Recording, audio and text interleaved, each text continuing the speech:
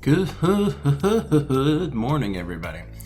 Weekly preview time, and this week is got some exciting stuff at the end of the week, but pretty much a standard week for the rest of us. So let's jump on in and check out Gems of War for the week of October 14th. So on the PC side, we've got ourselves some Maugrim Woods as far as the event keys are concerned. So Maugrim Woods is kind of cool. So if we jump on down to Mr. Maugrim Woods over here, we can see that there's some pretty interesting troops. So Wolfgarok was a recently buffed mythic that's out there. He's giving 2 attack and magic to all war gear, which is kind of noteworthy. He's a beast war gear type, but it's just boosting war gear here. But it is by 2 attack and magic, so you have a loop heavy lineup. You can boost his overall magic spell here every single time you get a 4 or 5. Why this is interesting is that if you're able to kill somebody with this spell effect, you'll just devour another random enemy. So overall, this is definitely pretty cool. You'll see this week is a very beast-oriented or Maugrim Woods-oriented kind of lineup. So suddenly the Warden class looks a little more interesting. So if you're looking to put together a team, spoilers, I have a team using the new troop with the new weapon that ultimately does look like it would actually be pretty darn good. Feel free to open up some event keys to see if you can get yourself some Wolfgarok. His partner in crime here is Mr. Forest Guardian, so he's also in the event keys this time around. He gives all beast 50% mana start, so if you're running this kind of a lineup, every single troop in this lineup that I have over there will have 50% mana start, which is fun. And then overall, he's just transforming purples into skulls, but then also brown into green. So what's nice about this is that he's looping into himself, so you'll be able to fill himself over and over and over again. He's also giving all beasts barriers. The only non-beast in this lineup is this man here, so I'll give you this team code if you're so interested. But since I'm in here, well, actually, that's everything as far as the event keys are concerned. Nothing else too interesting. The event that we got this time around is not in the games category, it's in the raid boss category, because that's what it is. It's Azul smashing time. So if you're looking for a team to use for this bad boy, this is the team that actually everybody can use. As far as the troops we have available, I think this is probably going to be the best that we have. The other alternative would be using something like Forest Guardian instead of the actual troop here. So the new troop that we got for the event is pretty, it's okay. So it has 50% mana start, which hooray for that. But it's doing just a standard boss damage, and then it Hunter's Mark and stuns the first enemy. So this is okay. As far as a event troop goes, this is totally fine. The art's pretty darn cool. That earring looks like it would weigh a lot. But this troop's okay. So again, feel free to use this version of the team, or you could potentially just also put in Forest Guardian here if you're trying to force a little more skull damage. But I'm going to give this one a shot, and then if this one's not working the way I want, I'll switch in Forest Guardian here. So keep that in mind. I will have the team code for you as well for that. But the most important thing this week for all of us is actually this part. So we got a new troop, it's Moonsinger, and what's great about this guy is that he is converting purples to greens, and then he Hunter's Marks the first enemy, which is just, fine, cool, but he's empowered. So we actually have an empowered converter to green now. So as you may or may not have realized, every single converter that's empowered that we've had to date is generally transforming green into something, but nothing ever transforms something into green. And now we got one. So this is going to open up a lot of lineups that potentially we were missing before. So before, when you were trying to run like an Essence of Evil kind of team, you always had to try and run a class with a Leaf Storm start and then like pop the board with the Leprechaun, something like that. Now we actually just straight up have a troop that can convert stuff to green. So this is a big o deal. Make sure you jump into the Glory Shop and get yourselves a ton of Moonsinger. This dude's gonna be legit. You're gonna be sad if you don't have him. So please jump in there, get yourself some Wolfsinger. As I mentioned before, in the event itself, however, since I'm jumping all over the place apparently today, if you jump into the shop, you get yourself a Wolfhammer. Wolfhammer is actually pretty cool. So it's mixing based on Maugrim allies, and what's nice about this is that the new troop that we just got, the Empowered Converter guy, is converting to green. This is also making blue and green. And then beyond all of that, it's doing it based on Maugrim Woods allies. What's fun about that, and if we jump back to that team I was talking about, if you look at the Warden class is from Maugrim Woods, and it's a beast type. So since it's a beast Maugrim Woods type, this weapon is going to mix based on all of its stuff. and then it just so happens to be making the perfect mix for your troops. It's making blue and green. Lo and behold, we have Forest Guardian who can make even more green, and we have Moonsinger who can make even more green. So this is going to loop and loop and loop and loop. Wolfgarok is also going to be boosting his attack and magic all this time while you're looping, so you'll be able to do really decent damage with this lineup. This lineup should be fairly consistent, extremely loopable, and then Wolfgarok is really just there to just like finish off anybody that's out there, so I really love this team. This weapon also has some really nice upgrades on it. So this is going to be Hunters marking the first enemy when you cast him, which is a little duplicative of the Moonsinger trait that we've got since he's doing the same thing. But regardless, you'll always have somebody Hunters marked for sure. Beyond all of that though, it also stuns, so it's going to also stun the first enemy. So this team is actually going to be pretty darn effective. I'm going to definitely be leveling up Warden class probably with this exact lineup in Tier 3 PvP this week. This one seems like a fun one, so as I mentioned before, make sure you jump into the description and I will get you that code as well. Looking into the Soulforge this time around, really there's nothing super hype in here. So if we scroll on down, actually probably the most interesting part of the Soulforge right now is this little mix up here of legendaries, and it's super hard to recommend you get some legendaries. However, I know that a lot of folks are chasing Yao. So Yao is in here, he's absolutely amazing. He's probably the best legendary in the game. His damage output is nuts. He steals magic as he's going through. He's also stealing life as you're going through. He's making himself tons of reds to loop into himself. So overall, just like one of the strongest, best looping kinds of troops in the game. So if you don't have a Yao, again, it's really hard to recommend as far as spending your diamonds on a legendary. However, he is pretty much the best one. So Yao is in there. This is a very interesting choice. If you're missing him, if you're chasing him, if your team is missing him to make it useful, I would probably maybe recommend doing this. This is one of the few times I would probably say you should maybe do this. Divinia, however, is also in there. As much as I love Divinia, I would probably not say to craft her. She does explode all the board and then cleanses everybody and gives them life. And she gives everyone, well not everyone, a random person a positive status effect every time you loop. So Divinia, probably one of my favorite defensive troops in the game, super amazing, but again, probably don't craft her.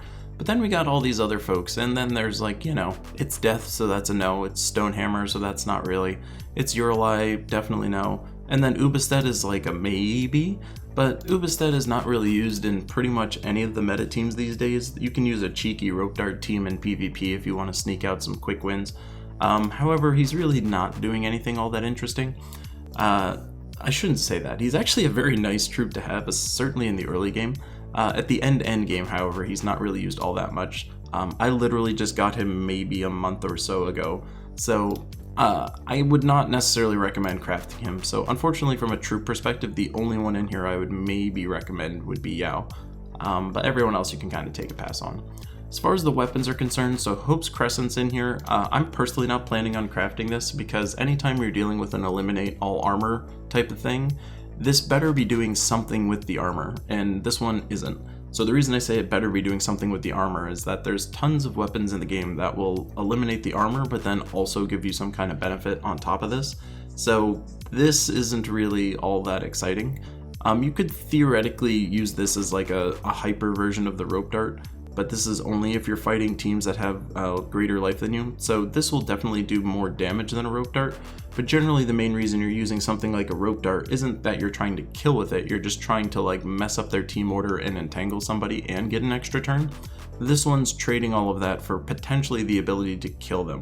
But if their life is greater than you, then realistically this is probably not going to kill them anyway. This might get them really low, but this isn't going to necessarily kill them. However, as I said that out loud, this could theoretically be a very good setup for someone like a Wolfgarok. So Wolfgarok, if you're not aware, does a pretty low damage spell attack. However, when you kill someone, you'll devour somebody else. I could totally see a scenario where Hope's Crescent is used as a setup just to get somebody in kill range for Wolfgarok. That's still not compelling of enough reason for me to use it, however. Having to trade your turn in order to do that is pretty not great.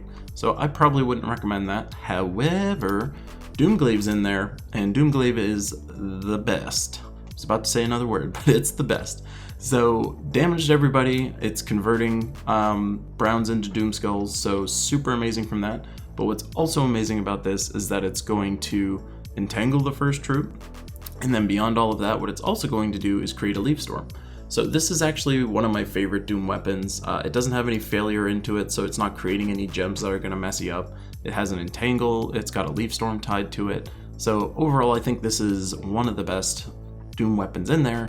I would jump in there and snag yourself a Doomglaive if you don't have one. Now that we know that these weapons aren't going to come back into the rotation, at least not anytime soon, it would definitely be worth having a Doomglaive. This is absolutely one of the best weapons. So that's your Soul Forge for this week. But that's everything going on in the normal side of stuff. Jumping on into the spoilers ASMR. In the spoilers side of things, we've got a faction assault for the Dark Pits on Tuesday. So Dark Pits is kind of that weird delve where you're basically dealing with a bunch of diseasey, stunny kinds of troops. This team is pretty much the standard team whenever you can. You can run this with a Sentinel or a Titan. Honestly, it comes up to whichever you prefer. But this is a team that you can use to smash all the way through to 500. This is one of the ones that I have all the way up to 500. So you can snag that team code in the description as well. On Wednesday, we're getting a pet rescue for Fennekit, a little foxy boy. So that's out there. But then, as I mentioned before, great time for the Warden, because on Wednesday, we are getting ourselves a Warden class event. So Warden overall is actually worth investing into, especially now that we have an empowered converter that's from the same kingdom that's also making green. So even though it's not a beast type, it is also very synergistic here. So this class overall, it's not doing anything good at all from the traits perspective. From the talents, however, you do get some utility out of this. So you'll be getting Hunter's Marks on 4/5s, you'll also be getting a Root Trap start, which is nice. You have a Leaf Storm start, which is kind of fun. This burying thing is kind of not great, but then you also do get access to Banishment, which is very, very strong in the meta these days. Obviously, if you fought Life and Death before, you know that Banishment is pretty nice. So by all means, jump in here. There's really nothing all that special over here, even though this is synergistic with the class, this War Gear allies 2 every turn, still not all that special. But overall, I think this class is worth getting up to 70.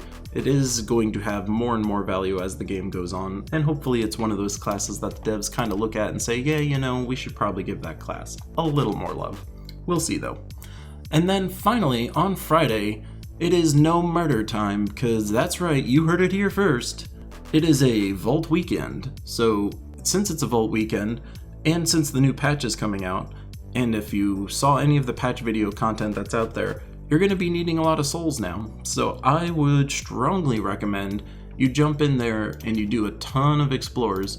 This is the standard soul ranching team, as it were. So this is going to be the team that I actually personally plan on doing as much soul grinding as I can possibly do during this explore weekend.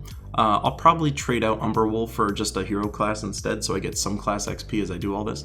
But ultimately, you're using Dragon Soul with the double Pharaohs. This is going to get you pretty much the fastest, best souls that you can possibly do. If you replace Umberwolf with a class that has like a Darkstorm start, then ultimately this will be totally fine for that, and you'll get a little hero XP as you go.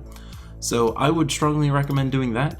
However, feel free to just do it with your traditional, you know, Firebomb, Imperial Jewel kind of team with a Sunbird, or a Rowan team, whatever you feel like doing. But smash a crap ton of gnomes this weekend. Get as many souls as you possibly can. Patch is probably coming pretty quickly, so definitely do that. But that is all for the PC side with all the other platforms like the PlayStation and the Xbox. Let's jump on over to the Switch. Hello to my Switchers. Switch represent Switch in the house. So if you go to your event keys this time around, it's going to be Zaijin. Zaijin is, of course, your Gobbo land. So if you are looking for some Gobbos, now's a great time to open up some event keys. As far as notable Gobbos go, you've got yourself a High King Iron Gut. So obviously the brand new Mythic, he is super sweet. So overall, he's going to be doing damage, but then based on his attack, this is your percent to devour. So if you have any kind of troops that can boost attack, that will boost his ability to devour. Best delving troop in the game, one of the strongest event troops in the game. So super recommend trying to get your hands on a High King Iron Gut. He's the best. He's so great. Oh my. His traits are really nothing all that exciting. This Just a Bite thing is fun, but honestly, you're not using him for any of this. His ability to devour stuff like for free and get an extra turn is absolutely why you would want Mr. Iron Gut. So he's out there. Beyond all of that, as the rest of these people are just straight up gobos. So the traditional goblin lineup is going to have your No Ben brothers in there, who's just doing a lot of random stuff. Fizzbang is doing a lot of random stuff. If you put No Ben brothers and Fizzbang together on a goblin team, you're looking at a pretty sweet team. So then all the rest of the troops are kind of, whatever. They're interesting, but honestly, the two troops that you really want, if you do care about goblin troops, would be No Ben brothers and Fizzbang. The two of them will make pretty much any goblin lineup work the way it's supposed to. They both just keep exploding the board theoretically and then getting lots of stats theoretically, or taking away stats theoretically. So these two will give you tons of mana generation, tons of looping, you'll never give up your turn, the other team will hate you, etc, etc. So that's what's going on in your event keys this time around. I would absolutely recommend opening up event keys just to get Iron Gut, but aside from that, probably wouldn't recommend opening up event keys for anything else. And again, you're not going to be using Iron Gut in a PvP context generally, so not worth trying to get his friends, I should say, to try and build a PvP team. I would not recommend that. But if you're looking for Iron Gut, definitely do recommend that. As far as the new troops concerned, I might as well just show it since it was in here. The glory troop this time around is Turtle Cannon. So this is a beast construct, so that's a super weird setup. But it's got a lot of skull reduction, which is fun because you can actually run this guy in the front slot. There's really no easy way to give him 50% mana start unless you put him with a Force Guardian, since he's a beast. That does work pretty decently together since he does make a lot of green mana. So what he's doing is exploding a gem, and then every green caught in that little mix is going to, well, no, this is boosted by Skulls Destroyed. Reset. It's too early in the morning for me. So if you explode the board, all the skulls caught in there is going to create 3 extra green. So catching only 1 skull in this is very uninspiring as far as mana generation is concerned. However, the moment you catch 2 skulls, you're already looking at a pretty decent setup, so that would be getting you 10 green. If you catch 3 skulls, now you're looking at some sick mana generation. So Forest Guardian and this Turtle Canyon go together super well because Forest Guardian's going to give this guy 50% mana start. Pretty great. He's a really good frontliner. He's going to be boosted based on Skulls Destroyed, which means since Forest Guardian's making a bunch of skulls, you can theoretically have a bunch more mana to create as a result of this. So he's a very interesting troop. Again, I would say Forest Guardian is his absolute best friend. So he's out there. Feel free to go ahead and grab yourself some copies of this man. He is very interesting and useful from a beast lineup perspective. So out there, feel free. But for you guys, we are looking at some hardcore guild on guild action over here. So Guild Wars is up for you guys. So absolutely make sure today you are buying your Sentinels, make sure you are setting your defenses, make sure you're talking amongst yourselves with your guild as far as what attack strategies you should be using, what defenses the Paragons are using. Take Guild Wars kind of seriously. It is probably one of my favorite events. I know it stresses a ton of people out, but please have fun with Guild Wars. It's great. And then as far as the Soulforge this time around, so there's, kind of not a lot of inspiring stuff. So Queen Aurora is in there. Apparently typing in Aurora is not enough.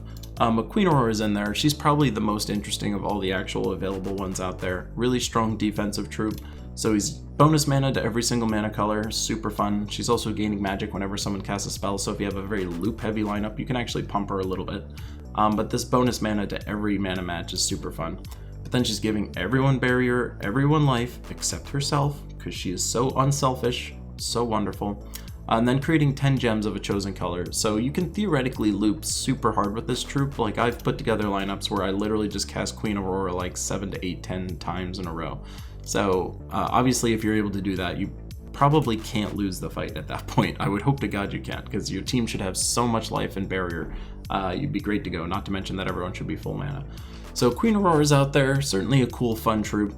Again, probably the strongest as far as the troops are concerned. The other ones you guys had access to is Undyne. He's kind of just like a blue Guild Wars defense day kind of troop, since he silences all blue enemies. He's also submerging himself at the start of every turn, so that's kind of whatever. But basically on Guild Wars Blue Day, if you have some method of creating a ton of mana and then have him on it, you should be good to go. You would silence everybody on their team, and I can't even tell you how frustrating that is, of course. So his damage output is actually pretty decent. The boost ratio on this is really high. So if you can put a lot of Merfolk and Submerge on your lineup, You can definitely do some decent stuff with Undying. Overall, not really used in any other capacity besides Guild Wars Blue Day defense, but he is very strong in that context. Wouldn't necessarily recommend crafting him, however, but he is out there. Plague's out there, who's kind of just this fun dude that I don't have, as I forgot. But he's basically taking away 3 skill points every single time you loop, so that's fun. He's immune to tons of stuff, which is fun. And then if you cast his ability, he just gets rid of even more skill points from everybody, so that's kind of fun. And then he poisons and diseases them on top of that. So overall, he's a pretty passive kind of troop, I would say. Honestly, his most value is probably going to come from this aspect of him. Casting his ability isn't really doing a lot of interesting stuff, admittedly. So he's out there. He's a Daemon Fae type. I wouldn't really recommend crafting that guy either. Wolfgarok's out there, so he is, again, boosting attack and magic to all Wargear. He's Wargear himself on 4/5s, so this means that you're going to be able to boost the damage you're doing on this ability a little bit every time you loop, and then if you kill someone with the ability, then you devour somebody else. So Wolfgarok kind of requires someone else to kind of set up his damage. If you set up the damage to the point where someone's super weak, you can use Wolfgarok to finish them off, and then you just eat somebody else. He's kind of fun to try and build around. He's not necessarily the strongest of mythics out there, however, with this recent buff, he does have a lot more viability. Before, you could never do anything with the spell damage, at least not easily, and it was hard to kind of set someone up exactly in kill range for this ability. It's a little easier now that if you just loop a lot and use Wolfgarok as a cleanup troop, there's a lot of value you can get out of this. So Wolfgarok's out there, but again, wouldn't really recommend crafting him. But that is all the troops that are out there. As far as the weapon that's out there, it is Flesh Ripper. So this is eliminating all the armor from an enemy and then dealing damage boosted by the armor eliminated. So this is kind of an interesting mechanic where your damage should be coming from somewhere else when you're using something like Flesh Ripper. So this is almost like an inverse version of a Mang. So Mang is basically taking all of that armor, turning it into attack, and then allowing you to do attack damage to them, because you did Mang. This is kind of doing that damage component as part of the attack. So in theory, this is a faster weapon, but in practice, this is not a faster weapon because it's only doing that damage in one shot, and the boost ratio isn't as high. So this is a 3-to-1 boost ratio. So again, if they had 300 armor, and then you used Flesh Ripper on them, you would take away all 300 armor and then do 125 damage to them. So they'll be hurting, they're not going to be a happy troop, but admittedly that's not going to help you do more damage to everybody else. So if you were trying to run a lineup like that, you would have to Flesh Ripper 4 people to try and get them all super weak, and then you try and finish them off with something else, like one of your other troops or just with random skulls, that kind of thing. So admittedly, I don't find Flesh Ripper to be all that exciting. I personally would rather have Mang in there and then have Mang just do skull damage to everybody else. So I wouldn't really recommend crafting Flesh Ripper, but it is out there if you want it. So then let's jump on in to the spoilers section. Spoilers. Sorry, I can't help myself. So in the spoiler section, you guys have some Primal Rift. So Primal Rift is really not that crazy of a place. This is not the team that I'd use. It didn't save it, but basically it looks like you put a Yowie Boy in there if you got him, and then you put a Ketris in there if you got him, and then you put a Seer in there if you got her, and then as far as the weapon goes, you use a Yasmin's Pride. So this team with a Titan is basically the team that you'd want to use for this. Basically, you're just going to be stealing armor and turning it into life, and both Yao and Ketris do enhanced damage based on that. So I will make sure to get you guys the team code for that. I'm super angry that it didn't save it, but that would be the team that you'd want to use for that team. And Wednesday, you guys get a baby beard pet. So this is a fun, cute little giant baby looking dude, or dwarf baby looking dude. So that's fun on Wednesday. On Thursday, you're getting a Thief class event. So Thief class is super nice and is worth putting points into because this is all super nice. You get 50% mana start. You also just passively deal 7 damage to the last enemy every single time you loop. So that's kind of fun that it's targeted damage and a decent amount of it. But then you get your Hunter's Marks on 4/5s, which is fun. Nothing super special here at this level. Nothing super special here at the 10th level. However, once you get down to 20th, you get access to the Darkstorm if you so choose. You also get Stealthy, which is also kind of fun. Nothing really super exciting down here. Dodge is very nice, however. But then, of course, you get the ability to potentially just straight up kill somebody in the last slot. So Thief class, super good. Ultimately, a very good hero class. Probably not used as much, but it is super, super good as far as a general class is concerned. So if you're looking to get some more points in there, Thursday would be a great time to do so. And then finally, on Friday, Sunday, we get to smash up some gnomes, because it is a Vault weekend, my friends. Vault weekend means it is time to go into explore mode and just spam your spammy explore team. So whether that's a Sunbird Firebomb kind of team, whether that's a Rowan team, whatever kind of team you got, that is what you should be doing. Me personally, for the Vault weekend, I'm going to be using a soul farming kind of a team. With the new patch that's coming out, there is a lot more soul sinking going on as far as like the ability to spend souls. So this is a team I'm planning on doing it. I'll probably replace Umberwolf with the Thief class actually, because with the Thief class in there, I'll get the Darkstorm start that I'm looking for. Darkstorm is very important for this team just to be able to function properly. That's what Umberwolf is normally providing. However, if I'm looking for a little hero XP as I do it, I can use the Thief class and get most of the same effects. This team is actually decently fast at exploring, and you'll also get the benefit of having tons of souls come your way. So it's going to be a fun old weekend. Set aside all of your social activities, turn off your life for the weekend, and just beat up some gnomes and get your orbs, get some perks, get some souls, enjoy yourself. But that is everything for the Switch, folks. I will talk to you in the outro. And that's it, we made it. We made it to the end of the video, or at least 30% of you did, statistically according to my YouTube statistics. So hello 30% of you. 4.6 is coming right around the corner, I believe. I would not at all be shocked if we see 4.6 show up tomorrow. Tomorrow feels like there's a very high probability. Like if I was a Gems of War meteorologist, I would tell you there's a 70% chance of 4.6 tomorrow. And what is that based on? That is based on just a lot of hunch. I have a feeling the devs have no interest in releasing a patch during Guild Wars again. They saw how frustrating that was. Salty on stream even commented that that was one of the biggest frustrations she had as a community manager. So I would feel pretty strongly that we might see 4.6 tomorrow. So if that is the case, strap in, because of course I'm going to have way more videos about 4.6. I'll be scrambling to make all kinds of sweet content for you guys.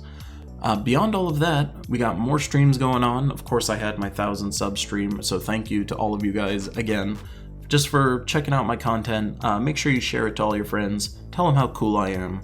And if you don't think I'm cool, just tell them I'm cool anyway. Just be a bro. Thanks. But that is everything for this week. So I love you guys, and I will talk to you in the next one.